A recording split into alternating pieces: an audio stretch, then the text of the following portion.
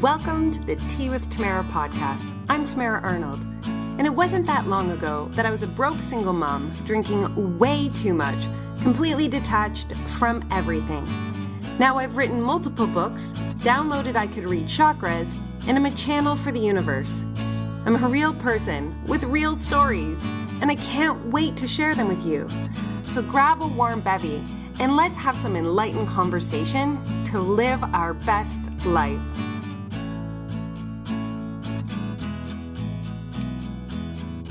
Everyone, I am so excited to have Faith Clarke with us today. And, you know, we were talking last week, and as we were really sharing our personal stories about our journey raising high needs children, I just looked at her and I was like, you know what, Faith, this needs to be something that we all hear, like every listener, everyone who has a child, everyone who may be feeling like they're alone with the struggles that they're having. And Faith was like, yep, we do need to have this conversation.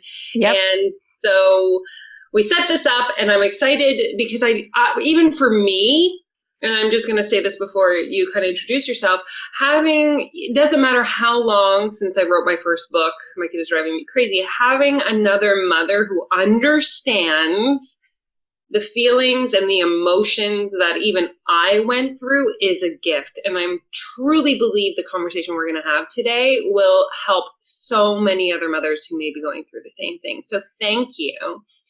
And please let everybody know who you are and what you do, just to kind of bring us into this conversation. So Tamara, hi, thank you for having me. I really enjoyed our conversation too. And it's true, right, that when we hear our stories through other people's mouths. But anyway, who am I?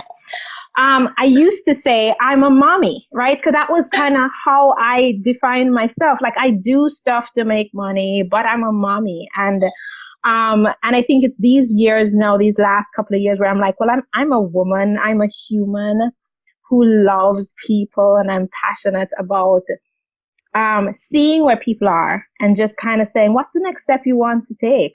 And let's take it together. And so I call myself a midwife because I had 2 midwife births. And that was the thing I loved about midwives. They didn't try to make birth happen. You know, not against any doctors who might be listening, right? But the midwives were like, you know, we just step with you. How's it going? How's it feeling? And they really just journeyed through the birthing process. And I see myself in that way. Just what's next and how do I help you? So the people I'm helping right now are moms of kids with special needs. And many of them are trying to figure out alternate ways to do life, business, work, and make it all work in the crazy rhythm of the chaos that we live. And so the ones that I'm serving right now are women who are creating businesses who, while they want to create the business, they're also saying, but I'm not sleeping nights, but I spend like half the day calling on the phone with, you know, department of whoever, or, you know, so how do I make this all work together? And so we create a business model that actually fits the life we live. And what's your nickname, Faith? What's my? Yeah. What do we call you? What do you call me, Tamara? I don't know. We call you a ninja, right? Like it's just... Well, the book is Parenting Like a Ninja. And so it is this kind of like, it's a superhero kind of clandestine, but you look kind of cool, but you really are doing amazing things undercover because you have to. It's just a normal life we live. I'm going to ask one thing, and it's on the thing. I know that you can't see this, everybody, but Faith is talking with her hands a lot, and she keeps hitting her microphone. And so, like, I'm just like, to save my husband a little bit of cleaning up, we're going to keep my hands off the mic. What about this? If I held it away from my clothes, is that okay? That's good. It's good. I just laugh because it's like clink, clink, clink, because you're such an expressive person that it's beautiful and I love it. But I'm like, oh, Jeff's going to be like, really? Sorry, Jeff. And so I just kind of want to go, because the question that I'm being guided to ask, Faith, is like, because everything's been about birth and mothering and, you know, midwife and things like this. When did you, what was your journey into becoming a mother? So Jaden's my oldest. He's 20 now. And I remember deciding that it was time. I wanted to have a baby. And Isaiah and I, my husband, we were like, okay, so is this the month? And I'm one of these kind of super in tune with my body. I'm like, it's not today. No, it's not today. And then I was like, it's today. It's today. You know, come home from work early. We're going to do the thing. We're going to, you know, it's today. And it was that day. And I got pregnant. And pregnancy was easy for me. But towards the end of the pregnancy, my blood pressure went up and I had to go to the hospital. And there was this kind of period of everybody trying to make sure it was okay and all this fear that things would go badly and all this thing. And I remember being in the hospital. This is like 36 weeks. I remember being in the hospital with all these women who also were feeling the same feelings, this fear around, is my baby going to be okay? And my blood pressure actually went higher. And I realized, and environment is so important to all of us, because here was I in the space with women who were afraid, and I was feeling really crappy. And so my doctor allowed me to go home. I spent the week at home, and she brought me back the next week. I was induced. Jaden was, they said, she's a new mom. She's not gonna, this is gonna be like 15 hours. They sent my doctor home. So they're like, okay, you'll be here for another 12, 15 hours. And I'd been in labor 3 hours, and I was like, I feel nauseous. I'm not sure what's happening. I think I need to poop. Like, what's, so I'm really not quite sure how this is going. It's like, I must have missed those classes, those childbirth classes. And they basically kind of like grabbed me. I went to the bathroom because I decided that if there's any pooping happening, I don't want it to happen a while before, So I went to the bathroom to address the situation. And I was like, wait, the poop's coming from the wrong place. And, I started calling for help. And that was Jaden. And like my doctor came back 2 hours later. She was like, what happened? I had the baby. So the medical student and the one nurse that was on shift, and we had the baby, and that was me. And I think kind of, I guess just knowing that you can trust, like all the stuff doesn't have to be ready and right. You don't have to know all the things. And he came, so that's kind of like my foray into having a baby. And I realized that I wanted to understand him. So I didn't kind of subscribe to the, let's train him to sleep. I held my baby. I wanted to feel him and to feel what he needed by holding him. And so people say, oh, you spoiled him. Is that is what that was? You spoiled him. You didn't kind of, but I held him. I breastfed him constantly. The doctor told me breastfeed him every hour and a half so that he'll put on weight. He was a little skinny. I was like, yeah. And so he got really fat very fast. And that was kind of like my intro into this world. It was like a curtain lifted, and then I was a mother, and then I was this person who was like almost a container for another human life. So that's my birth story. Well, that's a beautiful birth story, by the way. I found that very, entertaining. But I'm just curious, how old were you when you gave birth to Jaden? 28. 28. Mm-hmm. Now we're going to go to everything that happened before this. I warned Faith, I'm like, I want to know where you came from and what your life story is. And again, because did you give birth to Jaden in the States, or were you in Jamaica at the time? I was in Jamaica at the time, yeah. Okay, so right before we got on to this podcast, I was like, I want to know your story about how, coming to the States. Coming to America. Yeah, coming to America. And you were like, well, I have two. Let's go back to your story, your history. What brought you to, because had you already come to the States once and gone back and had Jaden? Is that the story? Yeah, so my mom lived in the States since I was 12. I lived in Jamaica with my grandmother. My mom lived in the States. And so when I was 21 and the opportunity came to live in the States, my mother had filed for us, and my brother and myself, and we could, choose to move here. I remembered feeling like I wanted to get to know my mother as this older version of myself. And sorry, why were you not living in the States with your mom in the first place? That's the question that I have. Like, why are you in Jamaica with your grandmother while your mom's in the States? So my mom she got laid off from her job in Jamaica, and she felt like she had no way to sustain our lives in Jamaica. But she didn't know what America had, and she didn't want to disrupt our lives, school and whatever. So she came up, and basically there's a term in Jamaica called barrel children. A barrel is what Caribbean people call this round container that you pack food in. And in essence, many Caribbean women will go to the US or to England and work 2 and 3 jobs and send back barrels with food and money, to kind of sustain life there. And so we lived with my grandmother, and my mother sent stuff back, and then she would visit and we would visit her. But like, we had our life in Jamaica. And so when we had the visa to live here, that decision was, well, what do you want to do? And I knew I wanted to teach. That was kind of like my thing right after deciding that I did not want to be a doctor. I wanted to be a doctor. And then I saw the cadaver, the dead body. And then I was like, and I wanted to teach. And so I could have just left college in Jamaica and taught, but I wanted to build this connection with her. So I said, well, grad school. So it was really a flippant, let me try grad school, because that's the excuse I would have to be with her. And I decided she's in New York. So I just like, what are 2 grad schools in New York? And I didn't know a lot. So I just chose 2 that came up, Columbia and NYU. So I chose 2 and went to Columbia.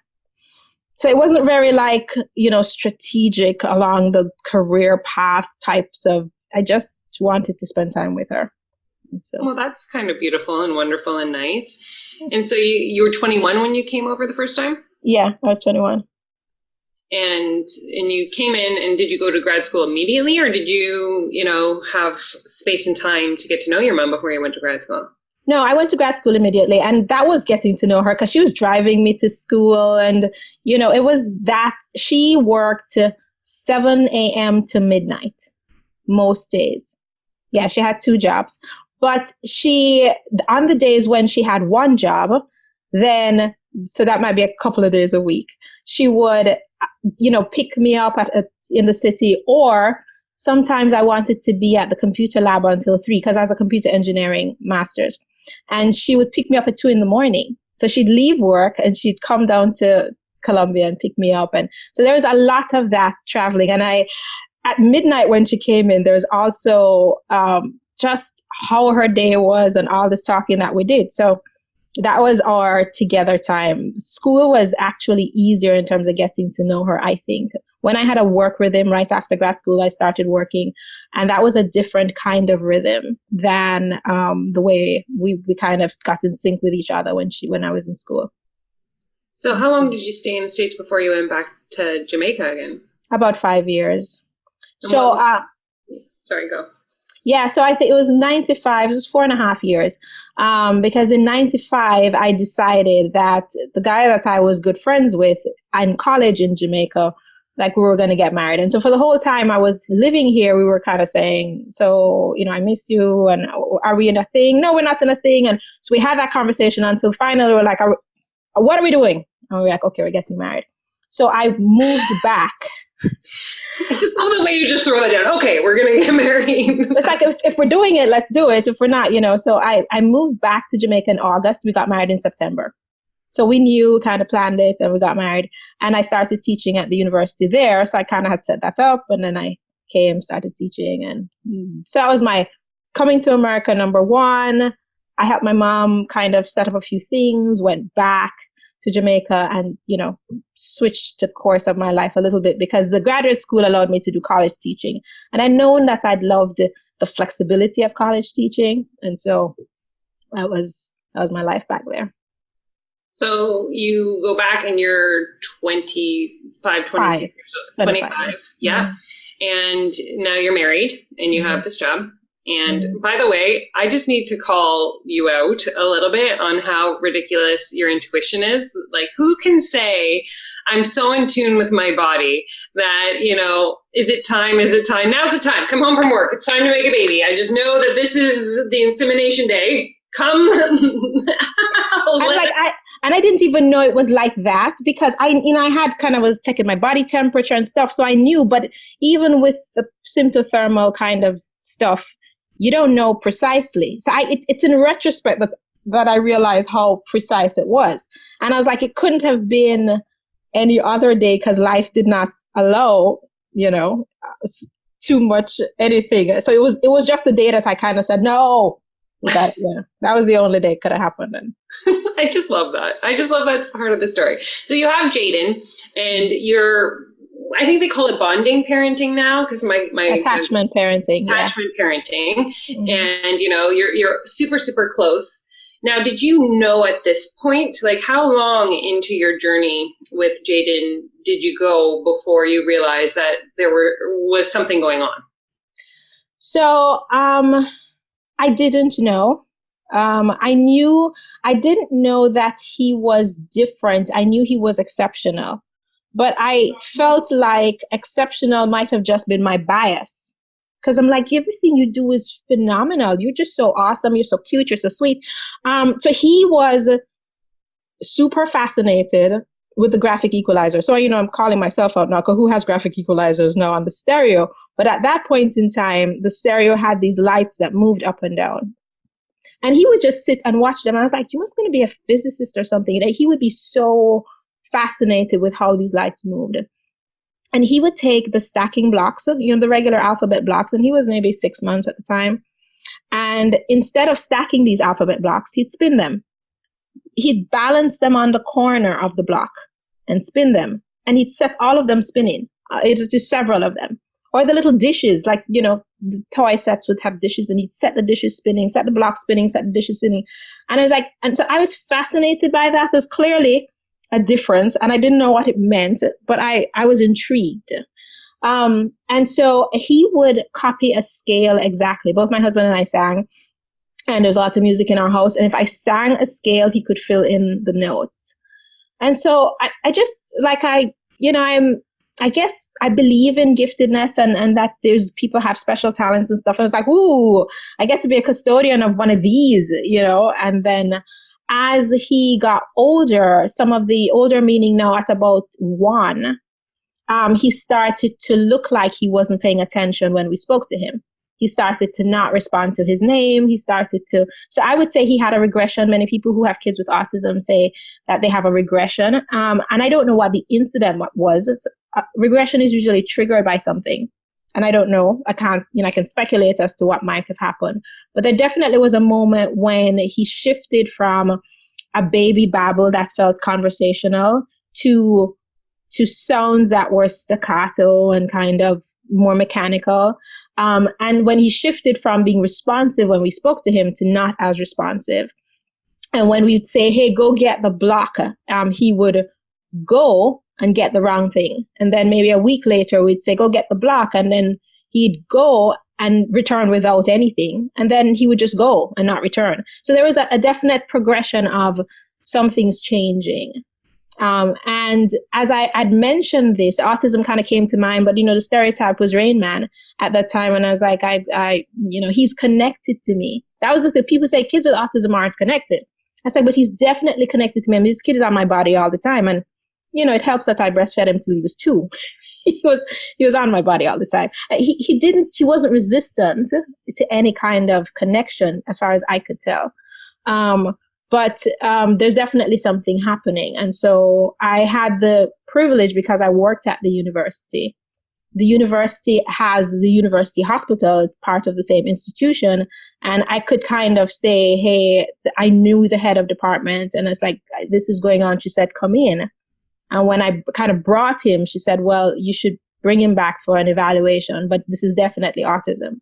So that was and at that point he was 20 months old, I think, 20 to 22 months by the time she just eyeballed it. And I was like, no, what does that mean? No, because there is that moment when you start this journey as, this is amazing and beautiful. I get to be custodian of a maverick, and then it's like, what are you saying? And so there is, in some ways, the death of the child you thought you had, to acknowledge the child you do have, but then how do you even know that child? To then come back, oh, I do have a maverick, but it's different. So there is a real process.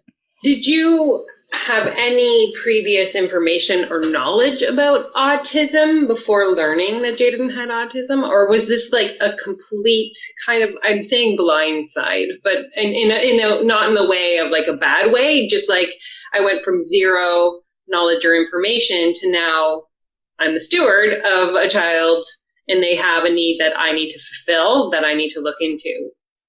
Yeah, I didn't know anything about it except for kind of random information here and there, TV and a couple of articles here and there, but it was quite distant from me, the way I know about anything else. I'm curious. I read about stuff, but I didn't know anybody who had any kids with autism. I didn't, and so, yeah, it was completely. And the one thing I found out, because when I spoke to this woman, the first thing she said, I said, what do we do about it? And she's like, the only scientifically researched, so far I've been kind of parenting from a place of, yes, scientific research, but almost what have people done from the beginning of time? And the reason I kind of chose attachment parenting was because I don't know that in tribal societies, people were kind of separating babies from their parents to kind of cry it out. I just, felt people were carrying their babies attached to their backs while they were working. So but this kind of what is autism and the only scientifically researched approach that we know, that it totally separated me from anything that felt connected to my thought process on how to be with this child. And so Jaden's 21 months. Now, what's the age difference between your two children? 3 years. 2.5, 3 years. So I actually was either just about to be pregnant with Simon or was pregnant with her when I got his diagnosis. Had I gotten his diagnosis before I was pregnant, I'd have probably at all costs avoided another pregnancy, because it felt so scary. Like, if stuff like this can happen, should we bring more children into the world? And so, but yeah, I think I was just pregnant with her when I got his diagnosis. The universe works in miraculous ways, right? In order for us to receive exactly what we need in our lives. That's right. And so then my question for you is, now you have the diagnosis, you work at a university, you're pregnant with your second child, you're 26, 27 years old. 27, yeah. Mm-hmm. So then what makes you leave? Because it seems like that's a really good place to be. Like, that seems like it's you've got everything together there. Jaden's in a perfectly good spot to get the treatments or to have access to all that he's going to need, and everything seems to go. What made you journey back to the States? Right. So actually I was 30 because Jay was born when I was 28. I forgot. So I've lost track of time. Right. So, well, number one, so that's the first thing, and everything does work together. But number one, I remembered having Jaden reminded me I wanted to be home with my kids. So right at that point, my contract at the university was not renewed, and it was like a mixed bag. I was like, you ungrateful people, but but at the same time, it was, oh, you've given me permission to do what I wanted. And I started to teach in different ways, wrote curriculum for their kind of equivalent of their online stuff now. But I was able to kind of be home. So that was the first thing. I was more separate from the university. But at that time in Jamaica, there were 3 speech pathologists on the island. The hospital isn't a place for kind of ongoing therapeutic support. And the therapeutic support was basically, aside from speech and physical therapy and occupational therapy, it's, do you need medication? And I wasn't kind of like, well, for what? I don't know if I need medication. So I didn't, my doctor at the time said to me, you will know when you need medication. So the fact that you're saying that means you don't. And so I didn't necessarily feel like Jamaica had a lot of different ways of thinking about it. And then I kind of grew up seeing mental illness And I don't know that autism is considered mental illness, but by the way, you might hear Jaden. I apologize to everybody. And Jeff, I'm sorry. Don't apologize. No, please. This is the real conversation. This is real time. I actually think it's better that we hear him, because I think that this is the true, honest, behind the scenes look of being, an entrepreneur and a parent with a high needs child. So I'm grateful for him for being him. I'll tell him. So, the limitations that I felt was just kind of one perspective on how autism was dealt with, mixed into the fact that I'd seen what looked like mental illness as I grew up was put in one of two ways. It was either, insane, which there's like 2 hospitals that dealt with people with mental illnesses. And it was, very stereotyped, kind of didn't feel positive at all. And, or people walking on the street, which didn't feel supportive, or demon possessed. And I felt like I didn't want either of those 2 extremes for him. And I really wanted space to think about what this is without worrying about the perception. And then because, the thing with autism is that it's not physical. So as you can say, some cerebral palsy, there are different disabilities that you can see on the body. A 2-year-old with autism doesn't look any different from any other child. And so then it's really easy for community to say, well, it's your fault. He's not listening because of you. He's not, parenting and stuff. And so Jamaica felt like I love my island, but it felt like there was such a homogenous view of what should be that I didn't have space to figure out what could be. So I have to ask you something here because it's on my mind. You get the diagnosis. He's almost 2 years old, and then it's almost like you could see the journey ahead of you with him. Like you just had this knowing of the challenges or the difficulties. How long did it take you to find out there were 3 pathologists on the island? Didn't take me long. An island is small, so you just by the time once you know who to be. I mean, I knew personally the one person in Jamaica who could diagnose autism at 22 months. The person I spoke to was the only person on the island who could do that. So she can say, you go to her or her or her. So I went to the one of the 3 speech pathologists and kind of observed, 2 sessions with her to kind of see how she was. And I was like, there is a lot of work being done to kind of make a child look normal. And that I knew that didn't fit, and had a conversation with the other one, met one of the 3 OT, and so it was very easily, it's all centered around Kingston, which is where I lived. Rural areas, everybody from rural areas traveled in if they needed help. So it was very easy for me to kind of quickly get a sense of what the deal was. Got you. And so how long after the diagnosis before you moved? So a friend of mine said it to me, and she was, I really appreciate her. She's my friend who died in November. She, as a woman 10 years older than me, has always been like a foreteller in life. And so she just said, you are able to live in the States. You should go. And this is having returned from the States and determined that Jamaica is better for us. That was me. I had already said, no, I don't want to live in the US. I want to live in Jamaica. I enjoy the quality of life I have here. I want to be where there's heat. And so when she kind of said it, she was just like, think about this and think about the possibilities for him. And so it's very quick after that. I just decided, my mom made appointments for Jaden at the therapy centers here. I was pregnant with Simone by then and pretty large, so I had to make some decisions about when I would travel. And I basically set it up so that she was born here.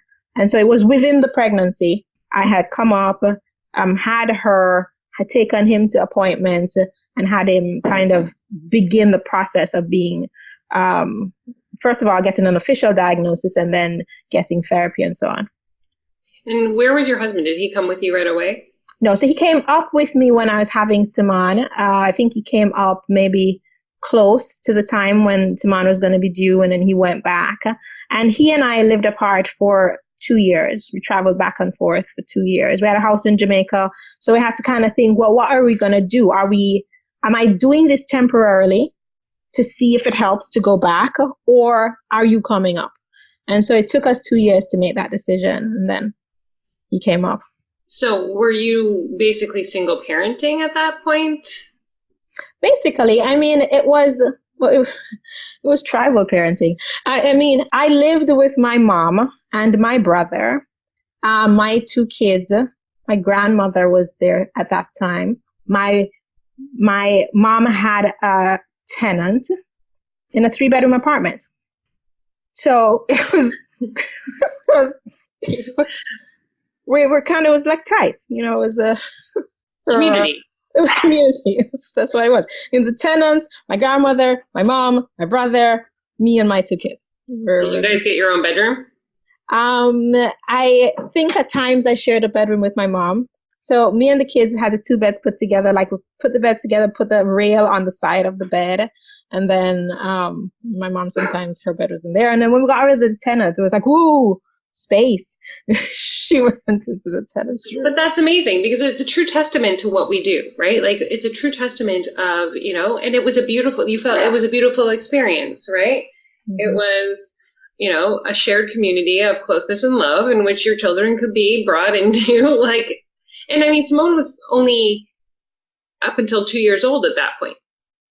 I think, by the time we moved, she was maybe 2.5 or 3, right. And I was, I don't know if I was getting, because I got pregnant with Zachary when she was 3, or 2.5. So yeah, so it was only up till she was 2. And okay, I'm a little blindsided because I only thought you had 2 children. Oh, you don't notice I have 3 kids? How does that work out? No. How did I not know this? I've been looking at my 2 boys and thinking they're the same boy. I don't know what was happening here, because I think it's always that I felt so connected to you over Jaden and Ethan, right? Because both our sons are 20 years old. And then I just, all the attention. So I'm sorry, Zachary. I have a 14-year-old now. So we have 20, 17, 14 going on right now. So yeah. And the thing with Zach was, I looked at Simone when she came, and I knew the gift she was to me as a normalizing effect. I knew the risk of kind of being completely caught in this. What is this? And so when I looked at her, I was like, I'm having another one. So I knew my husband at the time didn't agree. So I didn't tell him, but I mean, he cooperated. But I was gonna have another one because there's a way I wanted community for Jaden, and so that was a created community in our house. So yeah. So when your husband moved up from Jamaica, was that when you guys got your own space, or did you So we lived together for a little. And then we rented our own apartment, which was close by, so that we maintained the kind of communal feel, but we were separate. So my mom had a key to our apartment. I'd wake up and she's kind of say, I'm just taking some laundry to wash. I'm like, yeah, that's awesome. Do that.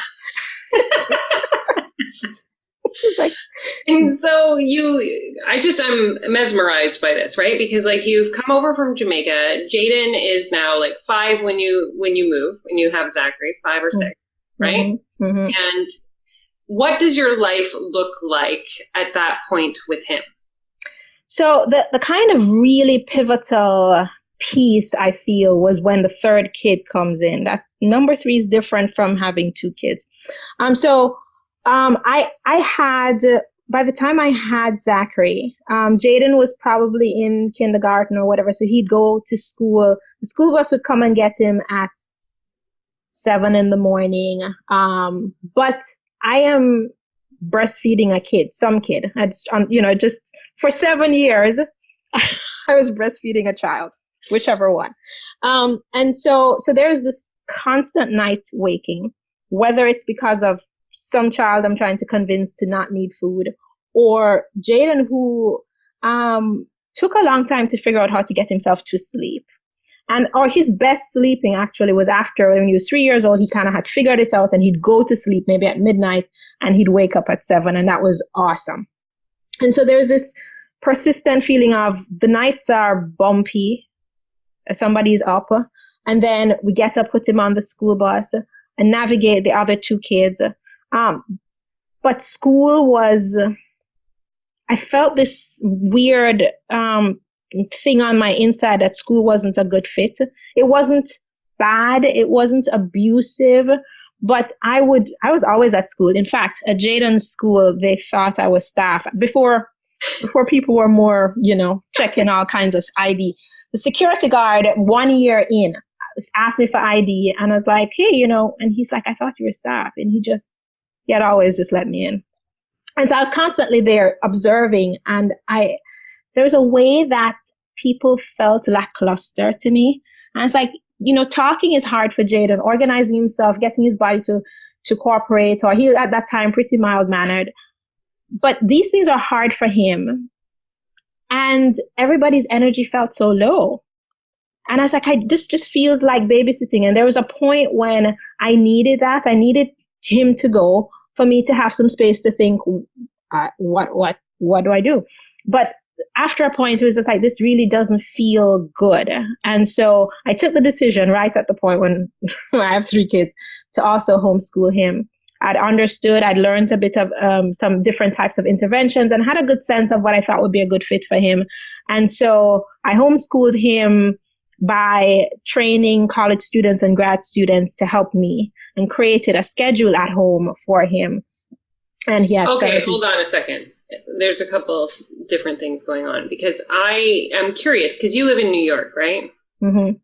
And I'm only saying this because it's normal for you, but it's not in my school. We don't have security guards in our schools.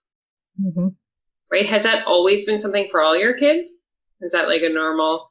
So the schools in New York do have security guards, and the security has increased over years. So I think Jaden was actually in school in Manhattan during 9/11. And this is post 9/11, and the security has increased in the combinations of perhaps school shootings and other things. So I've noticed the increased presence of police and checking and bags and stuff as he's gotten older. But at that point, with the time I mentioned, he was about 5, 6, right? When he moved, there was one other school that I had looked at for him at a little bit older, and I was quite startled at the 2 police and sign in and walk through metal detector type of thing. And so, but yeah, just a different view of life, right? Like, because I found that a fascinating conversation piece. And different for me too, because I'm really used to full access. Yeah. The more, for some private schools, and my kids are in private school now, there is this sense of full access. Whereas in other spaces, there are these multiple, both physical barriers and, protocol barriers between myself and the child.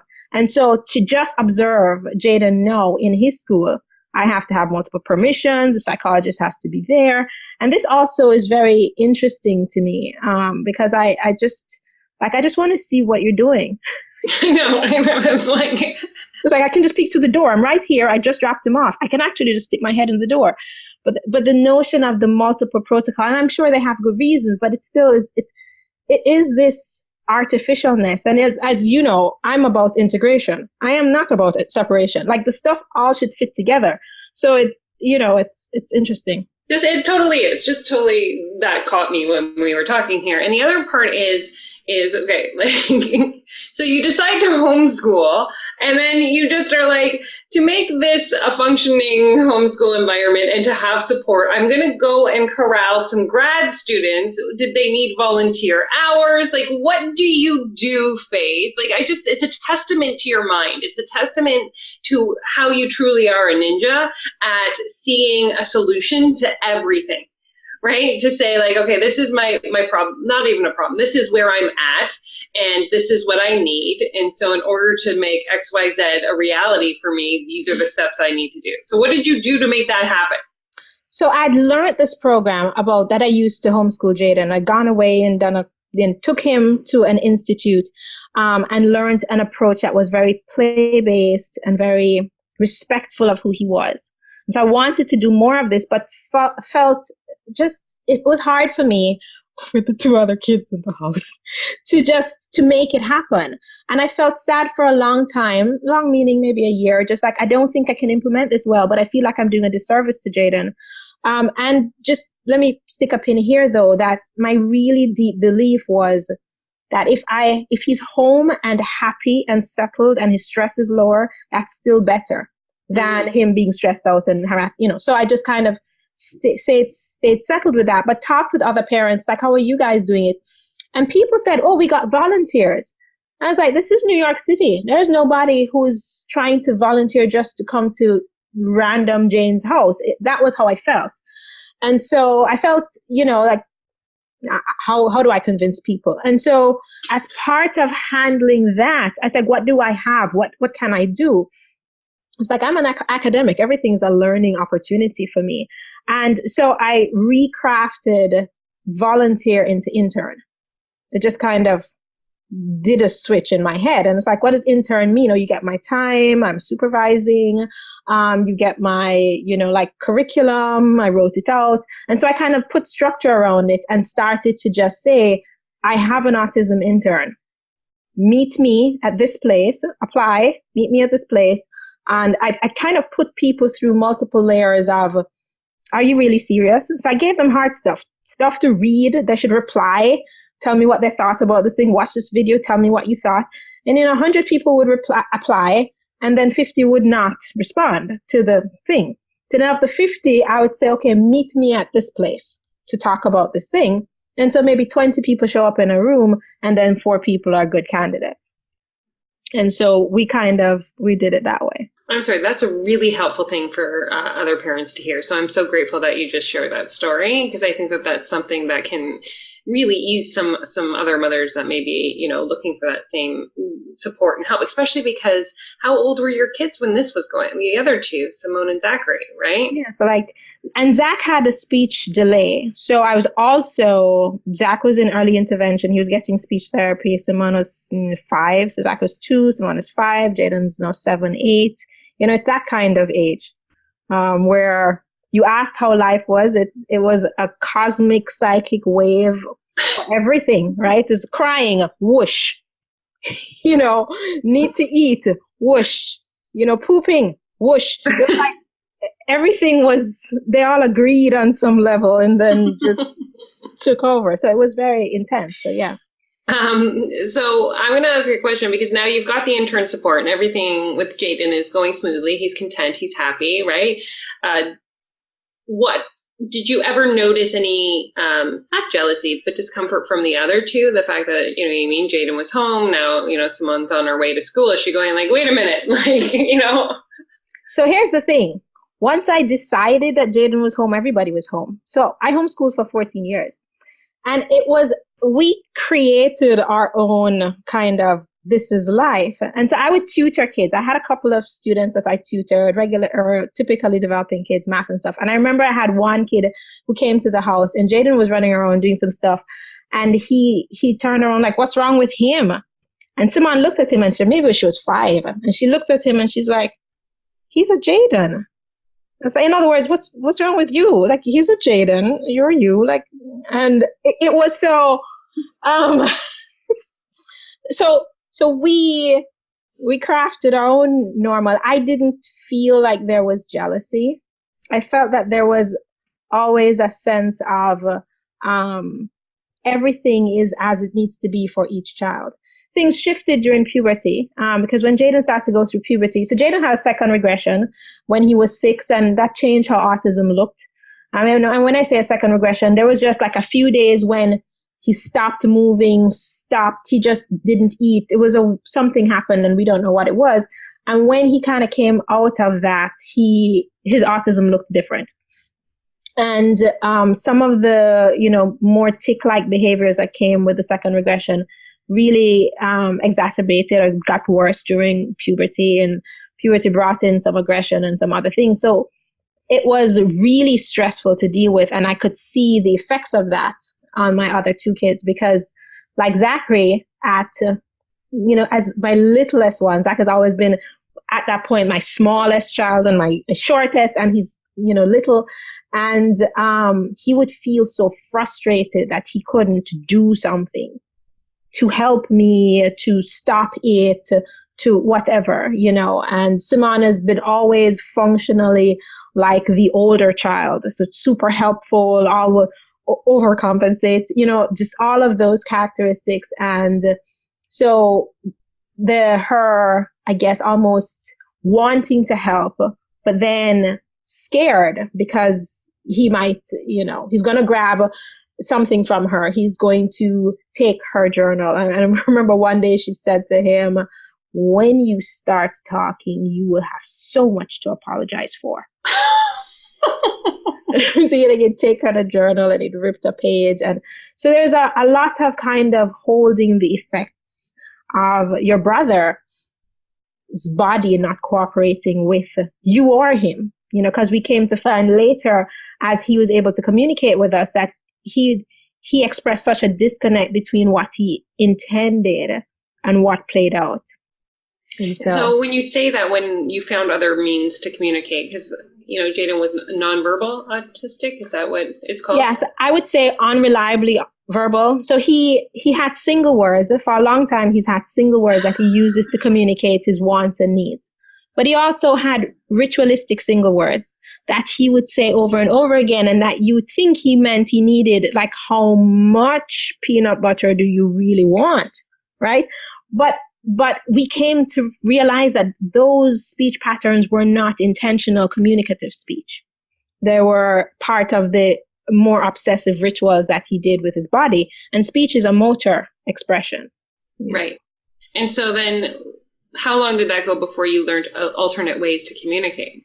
So he was 17 before, I've heard about people communicating in alternate ways, but I'd had a notion that you had to have been at a certain quote unquote level.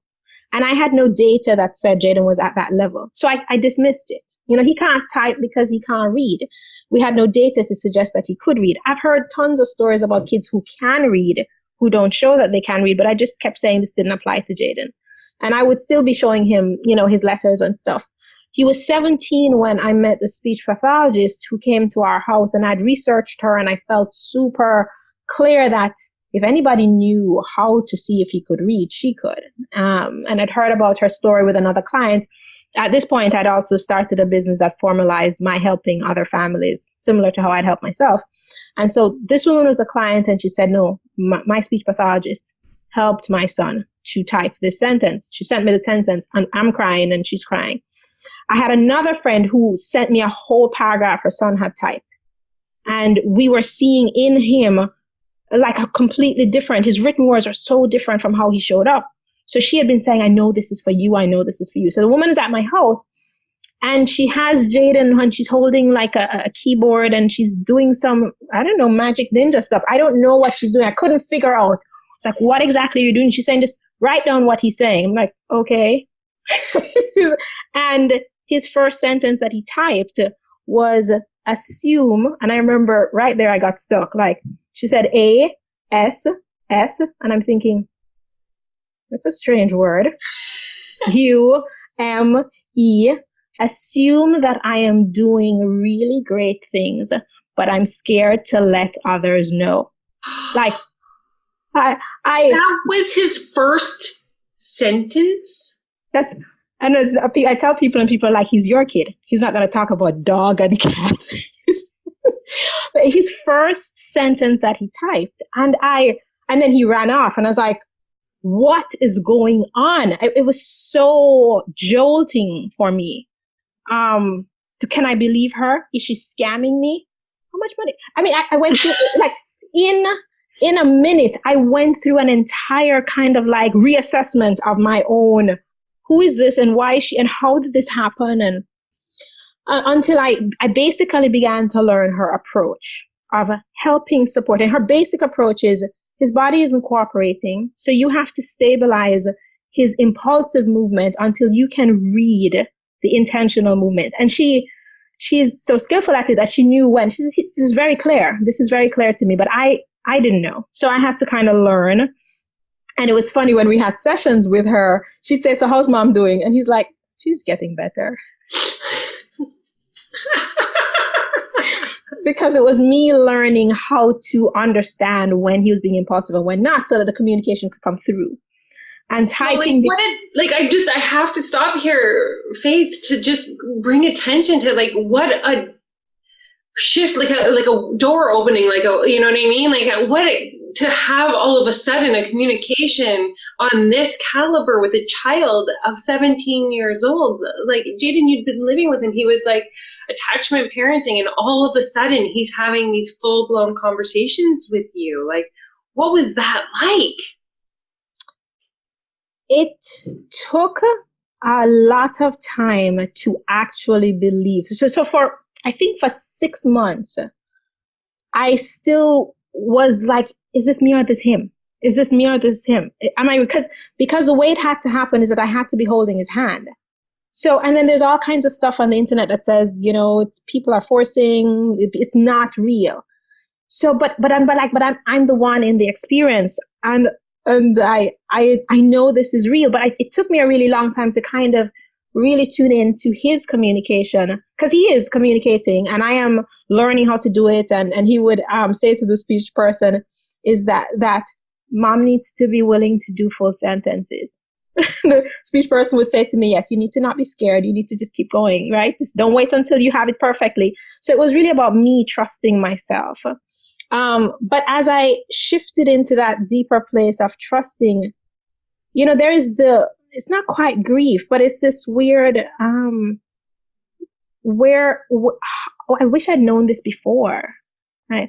And then to hear him say, because of how I was learning, I learned 2 approaches now to this new thing, because I'm like that, right? I can't just do one thing. So I learned 2 different approaches, didn't know how to choose between the 2 of them. So I was running both programs parallel with him at home, doing this approach that the speech pathologist told me, and doing another approach called rapid prompting method, which is similar. He's touching the keyboard. And both thought processes feel that maybe the other might be confusing to the child. And yet I'm watching him transition between the 2. I'm like, wait, all along you've been catching all kinds of stuff and you've been taking all kinds of things in. And so there's a way that I'd come to know his ninja skills, that while his body has not been cooperating.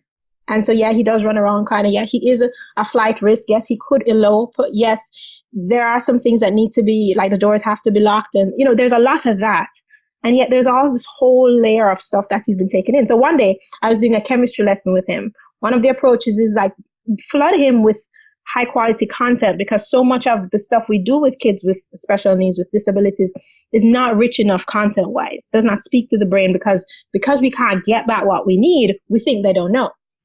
And so I was doing a chemistry lesson with him, and I finished the lesson. I felt so proud of myself. And I said, so, is there anything else? Do you want to do anything? He said, so why baby chemistry? What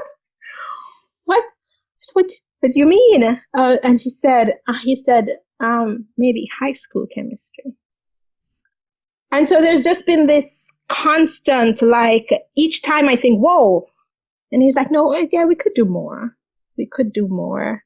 And so it's been interesting to straddle that with his desire to be independent. He really doesn't want me to hold his hand. So he has to build more motor control, and then to use that to negotiate with him. Hey, Jay, these exercises are the exercises that are going to build the motor control. I know you don't want to do them, but now we have a way to kind of go into his motivation.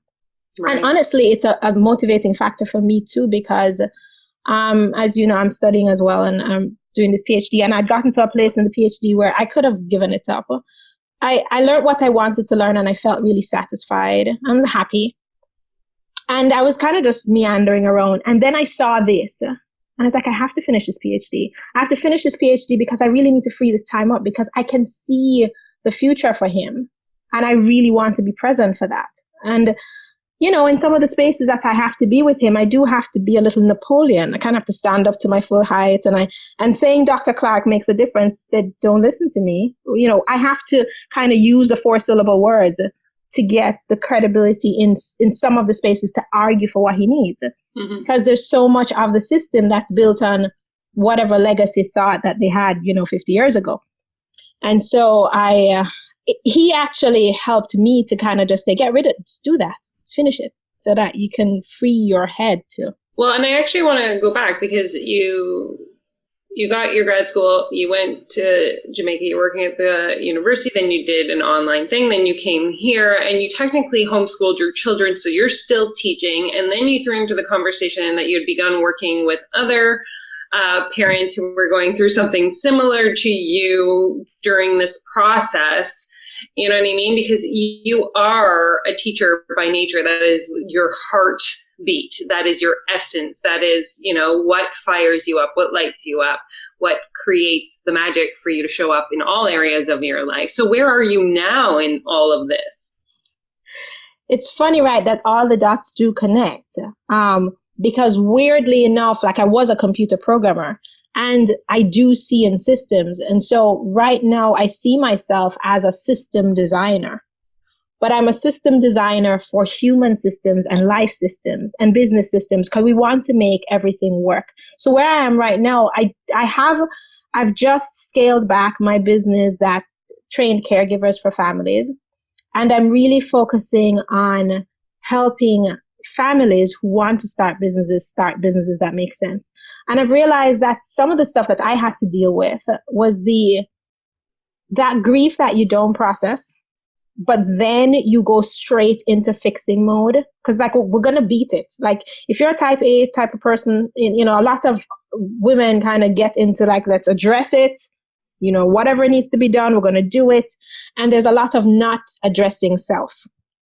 And so just massive amounts of mood disorders and well-being issues for women of kids with special needs, especially the invisible looking special needs like autism and stuff.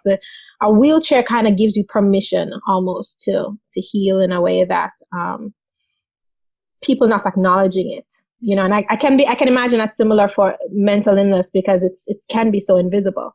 Well, I'm just going to slow down for a second because it just came at me really strongly what you were exceptional at doing, which was not getting lost in being only the parent, right? Which was the opposite of my story, which is I gave everything away. Like I thought I had to give everything up in order to, fix Ethan, right? To make everything better. I made the baby. Now I need to fix the baby. But you had this underlying truth of staying into your pocket, what you were exceptional at, you always serving somebody else, always maintaining yourself throughout that process. And I'm just like, wow, Faith, that's really, really strong. I can see why you're supporting other people with that right now. And at the time it didn't seem so clear to me that I was really being so clear on it. But there are two things that I know really clearly. And one is that I'm here to help people take the next step, whatever that next step is, in whatever space. And I do operate that way. But two, Jaden's name means God has heard.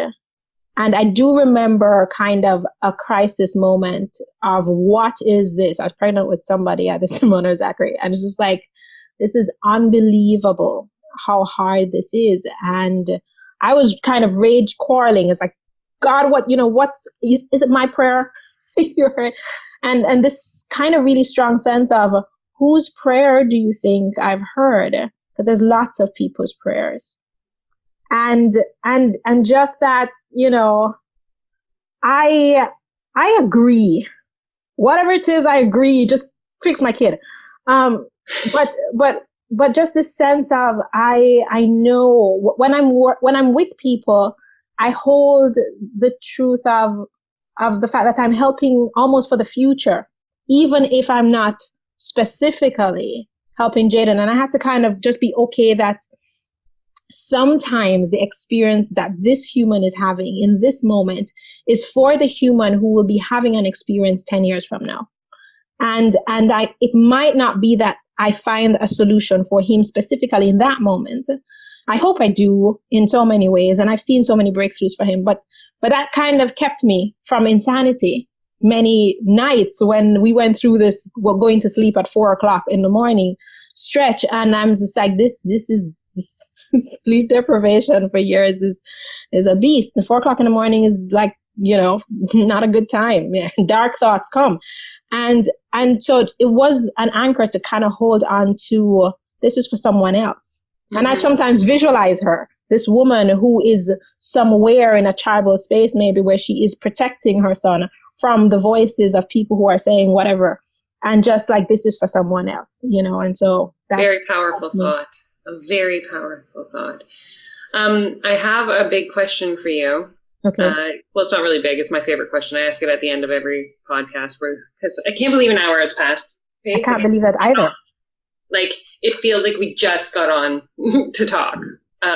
So thank you. But I'm going to ask you about the one book that has made the most impact in your life. And the first thought is the right answer. So even if you've listened to a podcast and you've gotten on with an idea of what you were going to say, and you hear something else, you know how I feel about that.